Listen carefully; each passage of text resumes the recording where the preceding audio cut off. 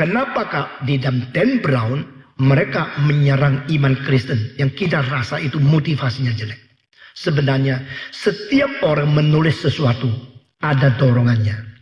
Engkau menulis satu buku, motivasinya apa?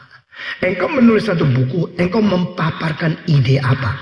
Dan ide yang kau paparkan itu di belakangnya itu adalah sesuatu itu presupposisi atau satu dasar iman yang bagaimana?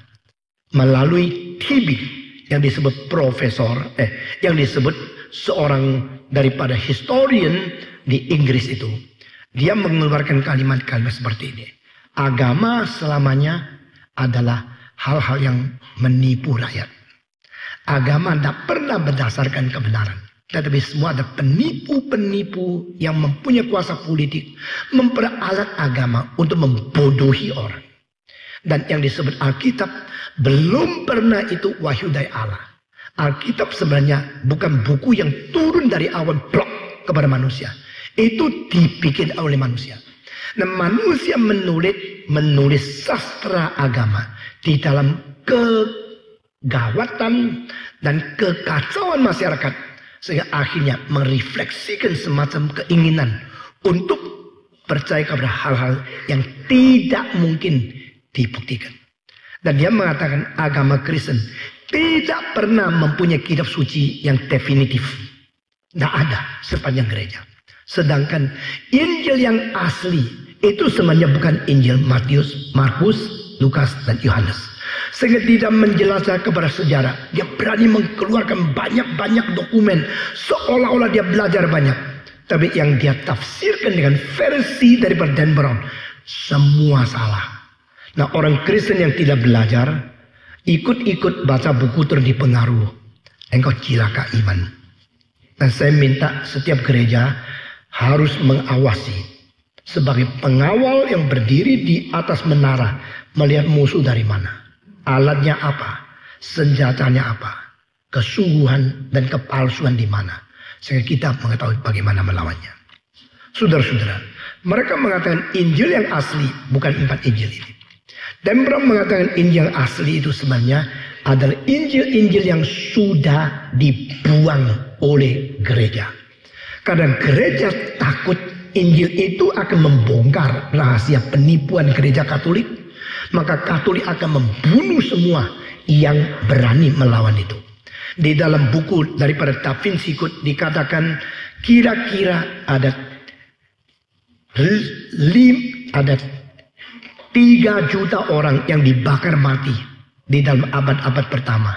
Karena berani melawan pusat gereja. Tetapi sesungguhnya adalah kira-kira 20 sampai 50 ribu orang yang pernah dihukum gantung, pukul dan sebagainya. Dan menurut mereka ini semua yang dihukum mati adalah orang-orang perempuan. Ini semua omong kosong. Karena mereka pada waktu itu yang salah iman dan dihukum ada. Dan mereka termasuk laki dan perempuan. Sedangkan pada abad-abad pertama yang mati syahid karena iman Kristen berani dibunuh, rela mati di bawah penganiayaan daripada kerajaan Romawi. Itu kira-kira 5 juta. Ini tidak disinggung oleh Dan Brown. Sehingga sejarah diputar balikan, membuat orang-orang itu bingung. Yang mana yang fiktif, yang mana yang fakta, yang mana yang sejarah, yang mana itu ada bayangan dia sendiri. Tapi karena dia pakai istilah-istilah semua yang kelihatan seperti sungguh-sungguh, sehingga banyak orang kabur kira itu sejarah. Nah, saudara-saudara, menurut buku Dan Brown daripada Profesor Tibi, itu Injil adalah 80 Injil. Tetapi karena gereja tidak setuju, maka 70 lebih yang dibasmikan, dibakar, atau dipent. Sisa 4 yaitu Matius, Markus, Lukas, dan Yohanes dipelihara oleh gereja menjadi senjata. Dan semua yang lain dilawan. Tetapi ini 4 menurut dia justru bukan yang asli. Yang asli lebih dulu dari ini. Dan dia mempunyai sesuatu dokumen namanya Codex Q. OPQ itu. Dan itu hal menurut kalimat di dalamnya. Banyak bukti dokumen sejarah ada buku itu. Tetapi sampai hari ini semua profesor perjanjian lama, profesor arkeologi, profesor sejarah, tidak ada orang pernah mengetahui di dalam sejarah ada namanya Kodeks Q itu. Dan ini omong kosong lagi. Sedangkan mereka mengatakan, bukankah pada tahun 1945 sudah ditemukan beberapa Injil yang penting di dalam satu tempat desa di Mesir, yaitu namanya adalah Nag Hammadi. Di daerah Nag Hammadi ada seorang petani yang menggali, ingin mendapatkan tanah untuk dia punya pertanian yang lebih baik mutunya tanahnya. Waktu digali akhirnya menemukan ada tulisan-tulisan yang kuno sekali. Akhirnya digali menemukan 52 barang. Di dalamnya ada 45 jilid yang berbeda-beda. Dan di dalam itu termasuk ada beberapa Injil. Dan saudara-saudara, sebenarnya yang disebut 5 Injil itu ada 1-2 yang tidak ada di dalam Nag Hammadi. Termasuk Injil Maria Magdalena. Maka mereka mengatakan ada 5 Injil. 5 Injil lain sama 4 Injil ini yang harus diperhatikan. Pertama adalah Injil Thomas. Kedua, Injil Filipus. Ketiga, Injil Kebenaran. Keempat adalah Injil Maria Magdalena. Dan kelima adalah Injil Mesir. The Gospel of Egypt, the Gospel of Truth, the Gospel of Thomas, the Gospel of Philip, and the Gospel of Maria Magdalena. Sebenarnya Injil Maria Magdalena itu tidak ada di dalam Hammadi. Dan ini sekarang mereka katakan 5 Injil ini yang lebih mula daripada Injil Matius, Markus, Lukas, dan Yohanes. Tetapi kita yang belajar kitab dan teologi, kita menemukan satu hal. 5 Injil itu bukan Injil. Karena mereka tidak mengatakan tentang Yesus mati dan bangkit untuk orang. Kalau itu tidak ada, bukan Injil. Paulus berkata dalam 1 Korintus pasal 15 ayat 3 dan 4. Engkau harus tahu Injil yang kuberitakan kepadamu pada hari dari permulaan sampai sekarang, yaitu Kristus mati menurut kitab suci, Kristus dikuburkan menurut kitab suci, dan Kristus bangkit menurut kitab suci. Jikalau Yesus tidak bangkit, maka sia-sialah apa yang kita percaya. Jikalau Yesus tidak bangkit, percumalah apa yang kita kabarkan. Jadi kematian dan kebangkitan Kristus menjadi 2 tonggak fondasi daripada kepercayaan kita kepada Tuhan sebagai Injil. Tetapi ini semua tidak ada di dalam buku-buku Injil yang disebut oleh orang seperti Don dan Brown. Kenapa? Karena 5 buku ini adalah 5 buku dari semacam ajaran namanya Gnostisisme. Gnostisisme berasal daripada Gnosis. Istilah Gnosis adalah bahasa Greka. Dan arti Gnosis berarti pengetahuan. Orang Gnostik mengatakan manusia tidak diselamatkan karena darah Yesus. Manusia tidak perlu juru selamat yang mati mengganti kita. Yesus mati tidak mengganti kita. Dan Yesus pun sendiri tidak mungkin mati sungguh-sungguh. Nah, ini akhirnya menjadi jembatan untuk abad ke-15 ada Injil Barnabas, orang Islam yang mengatakan Yesus tidak pernah mati. Nah, ini ada kaitan dengan Gnostik. Karena Gnostik mengatakan Yesus tidak mungkin inkarnasi. Jadi barang siapa yang percaya Gnostisisme sudah dengan sendirinya tidak mungkin percaya inkarnasi. Tidak mungkin percaya kematian penggantian. Tidak mungkin percaya dia bangkit daripada kematian. Tidak mungkin percaya Injil yang asli. Gnostik ini menghasilkan banyak ajaran yang salah yang berusaha menyaing kekristenan. Maka pada abad pertama ada orang-orang murid daripada Yohanes, Polycarp, dan murid dari Polycarp, Irenaeus, sudah menulis surat kepada gereja-gereja. Awas, jangan menerima ajaran-ajaran Gnostik. Mengapakah Yohanes lebih tua dari murid-murid lain? Memang waktu dipanggil dia paling muda. Sehingga rasul-rasul mati, dia belum mati. Dan pada waktu dia harus mati syahid, Justru Tuhan memperpanjang sehingga dia tidak jadi digoreng. Karena yang lain dipaku, disalib, dibunuh, dipenggal kepala. Dan Yohanes mau dibuang ke dalam satu dapur yang ada satu wajan yang besar untuk digoreng sampai mati. Pada waktu itu dia sudah tua. Seorang mengatakan tidak usah lah. Orang sudah tua digoreng pada apa? Lempar dia ke pulau Patmos saja. Akhirnya dia tidak jadi digoreng. Dia dilempar ke pulau Patmos. Dan di situ Tuhan menyatakan kitab apa kepada dia? Kitab Wahyu. Sehingga di antara rasul-rasul hanya satu orang yang melihat Yesus datang kembali, modelnya apa? Yesus pernah mengatakan, jika di antara sini ada orang yang bisa lihat aku datang, mau apa kamu?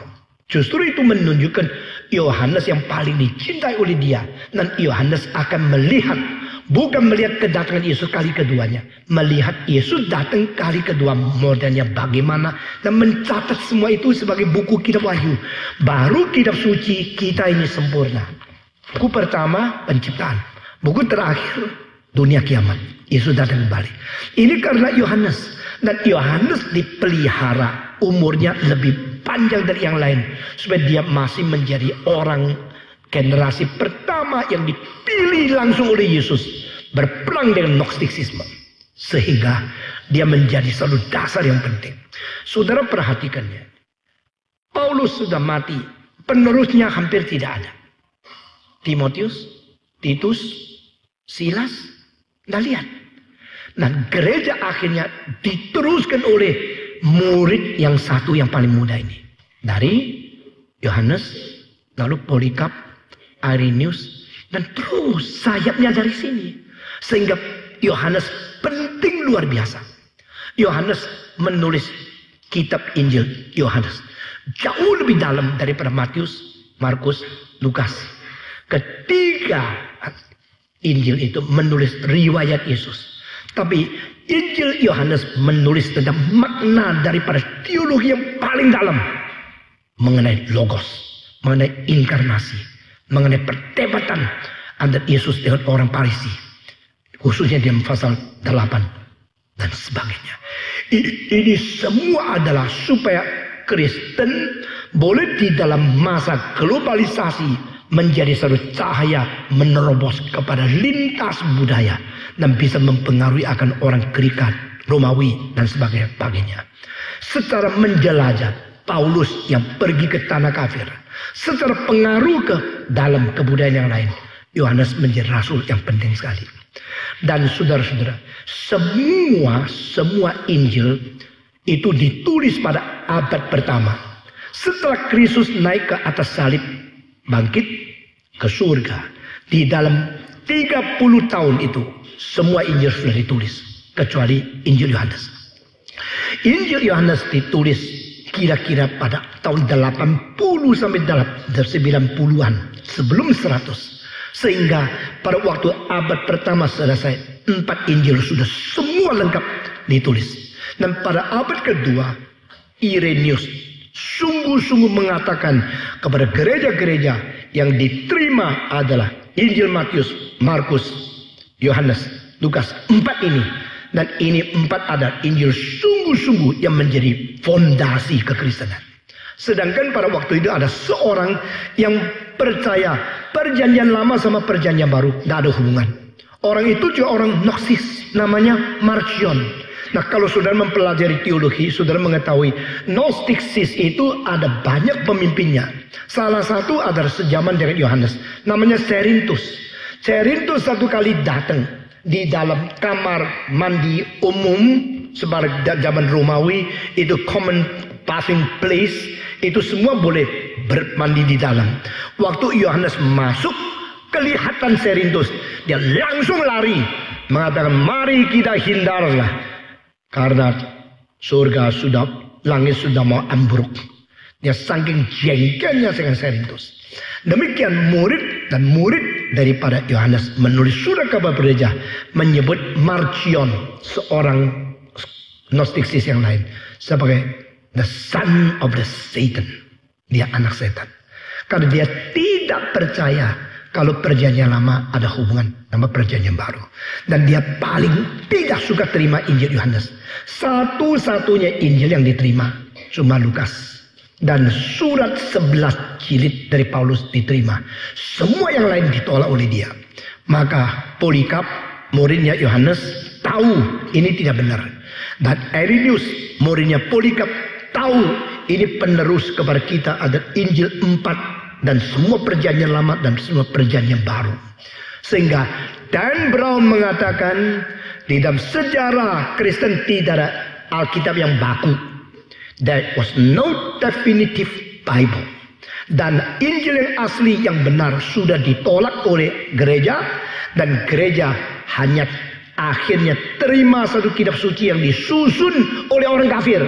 Itu bukan gereja yang mempunyai kitab suci yang asli, tetapi ada gereja yang menerima satu kitab suci yang disusun oleh orang kafir. Siapa dia?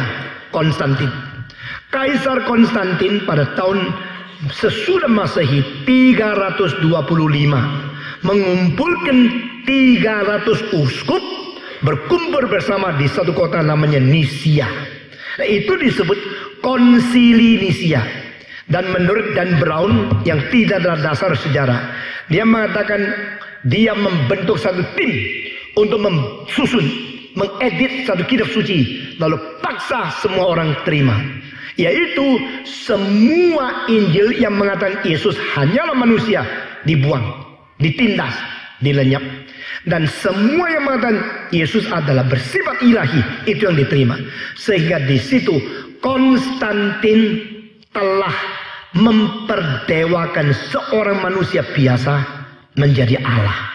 Dan gereja sekarang tertipu semenjak Konstantin tahun 325 sampai sekarang. Ini sama sekali bohong. Saudara-saudara, kalau saudara mencari dokumen yang sudah dikumpulkan zaman komputer ini, dokumen daripada asalnya gereja sebelum abad ketiga, itu sudah lebih 100.000 lebih jilid-jilid dokumen sejarah yang bisa ditelusuri sampai sekarang. Dan tidak bisa ditipu oleh orang seperti Dan Brown yang sendiri tidak belajar tapi berani memakai orang-orang fiktif. Profesor simbolis daripada Harvard. Dia adalah historian daripada British Royal Society. Dia pakai istilah-istilah besar bikin orang percaya. Wah, kalau begini Newton juga benci sama gereja. Da Vinci juga benci dan tahu rahasia gereja menipu. Dan orang seperti Victor Hugo juga tahu kalau gereja itu tidak beres. Dan orang seperti Botticelli juga mengetahui gereja itu penipu. Kalau begini kita mari membongkar kerusakan gereja supaya seluruh dunia tahu Yesus itu cuma orang biasa. Dia bukan Allah. Dia akan diperdewa oleh Konstantin tahun 325. Dia itu diperdewa supaya kelihatan dia orang suci. Padahal dia pernah nikah sama Maria Magdalena. Dia telah masukkan sperma ke tubuh rahim itu dan telah memberikan benih untuk menjadi keturunan. Sehingga di dalam sejarah Perancis ada satu keluarga kerajaan menganggap mereka itu keturunan Yesus. Nah, ini semua digabung-gabung karuan menganggap dia yang bikin sejarah yang betul-betul membongkar yang asli. Saudara-saudara. Lalu dia buku Dan Brown, Da Vinci Code. Dia mengatakan kenapa Yesus mau menikah sama Maria Magdalena. Karena Yesus keturunan suku Yehuda. Sedangkan Maria Magdalena itu keturunan suku Benyamin. Dan ini Yehuda menurunkan Daud menjadi raja. Benyamin menurunkan Saul juga raja. Sehingga kalau darah Yesus itu darah biru raja, campur lagi dengan darah Benyamin, darah kerajaan dari suku Yehuda dan keturunan kerajaan daripada Benyamin ini campur lagi akan menjadi pemimpin yang paling kuat di dalam sejarah. Ini menurut dia. Sedangkan dua hal yang diloncat. Bagaimana mengetahui Maria Magdalena itu suku Benyamin? Sampai sekarang di seluruh dunia tidak ada satu dokumen di dalam sejarah yang mengatakan Maria Magdalena itu suku Benyamin. Ini orang pintar khayal. Kedua, Kalau suku Benyamin, bagaimana tahu kalau dia keturunan raja? Karena suku Benyamin itu ratusan ribu orang. Asal Benyamin keturunan raja. Asal orang Jawa keturunan sultan. Keturunan petani kali. Jadi ini loncatan-loncatan dan Brown membuktikan dia bukan sekolah. Dan dia sembarangan mengambil keputusan. Konklusi-konklusi yang tidak suka tanggung jawab. Tetapi sekarang 70 juta orang beli bukunya. Dia kaya raya. Yang lain ditipu habis-habisan. Dan tidak tahu. Dan bukan saja kebebasan dia berbicara atau tulis. Dia telah menodai kekristenan dan menolak Yesus Kristus. Saudara-saudara, menurut Dan Brown, sebelum Konstantin, gereja tidak ada kitab suci yang definitif. Gereja tidak kitab suci yang baku. Tetapi menurut Polycarp dan menurut Irenaeus pada Masehi 180, gereja-gereja sudah menerima 27 jilid perjanjian baru. Dan mengenai perjanjian lama itu sudah diterima semenjak 150 tahun sebelum Yesus Kristus lahir. Pada waktu 72 ahli kitab suci menerjemahkan kitab perjanjian lama dari bahasa Ibrani ke bahasa Yunani. Di mana? Di pelabuhan Iskandar di Mesir. Itu namanya Septuaginta. Sept itu 7. Septuaginta berarti kitab suci 70 orang. 72 yang tepatnya yang menerjemahkan kitab suci dari bahasa Ibrani perjanjian lama menjadi bahasa Greka untuk mempersiapkan perkembangan sejarah. Itu sudah diakui seluruh kitab perjanjian lama itu pada 150 tahun sebelum Masehi. Sehingga 150 tahun sebelum Masehi dan 180 tahun sesudah Masehi, ini seluruh 66 jilid sudah semua lengkap diakui. Dan itu terjadi 150 tahun sebelum Konstantin mengumpulkan orang di Nisia. Dan Dan Brown mengatakan lagi, waktu itu Konstantin pikir-pikir, karena perkembangan daripada kekristenan sudah tidak bisa ditolak, tidak bisa dicegah. Lebih baik mengadopsi kekristenan, tapi untuk memperkuat kekuasaan kaisar dia, maka dia menjadikan Yesus adalah Allah, supaya dia memperalat Yesus, mengkokoh politik dia. Ini semua omong kosong.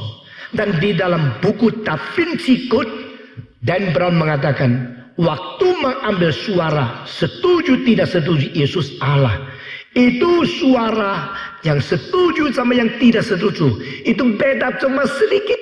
Dan dia tidak tulis beda berapa. Tetapi sejarawan, profesor teologi seperti kita yang sudah belajar teologi puluhan tahun, kita tahu itu kali yang kumpul ada 300 uskup. Dan di antara perbandingan ambil suara itu, yang setuju adalah mayoritas sebesar-besarnya. Karena yang tidak setuju cuma 2 orang. 2 orang tidak setuju Yesus bersifat ilahi. Yang lain semua setuju. Akhirnya yang diboikot adalah justru mereka yang tidak percaya Yesus tidak bersifat ilahi. Siapa itu? Arius. Arius seorang tua-tua yang mempelopori tidak ada Allah Tritunggal. Arius seorang yang pelopori Yesus adalah seorang yang dicipta oleh Allah. Sehingga Yesus bukan pencipta, tapi ciptaan.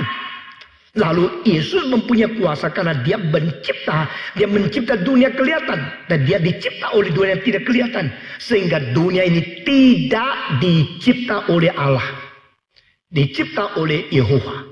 Nah, Marcion mengambil ini untuk menolak perjanjian lama. Karena apa? Karena Allah kalau sempurna, tak mungkin menciptakan dunia yang tidak sempurna. Kalau dunia ini tidak sempurna, berarti penciptanya tidak sempurna. Maka mereka tidak percaya. Dan Marcion memaki-maki, menjelek-jelekan, membodohi orang Yahudi. Karena orang Yahudi mempunyai Allah pencipta. Dari yang disebut Yehova, Itu sebenarnya ada dua istilah. Yang satu laki dan Howa itu adalah Hawa. Jadi sama perempuan campur menjadi Yehowa. Jadi cara mentafsirkan teologi dan alam dan doktrin manusia, doktrin dosa, semua ngawur luar biasa di buku ini. Dan sayangnya sekarang banyak orang baca buku itu tidak mengikuti pengertian sesungguhnya. Begitu ditipu lalu kira engkau sudah menjadi orang akademis. Karena engkau sudah ikut akan pengertian-pengertian yang digali begitu banyak oleh mereka.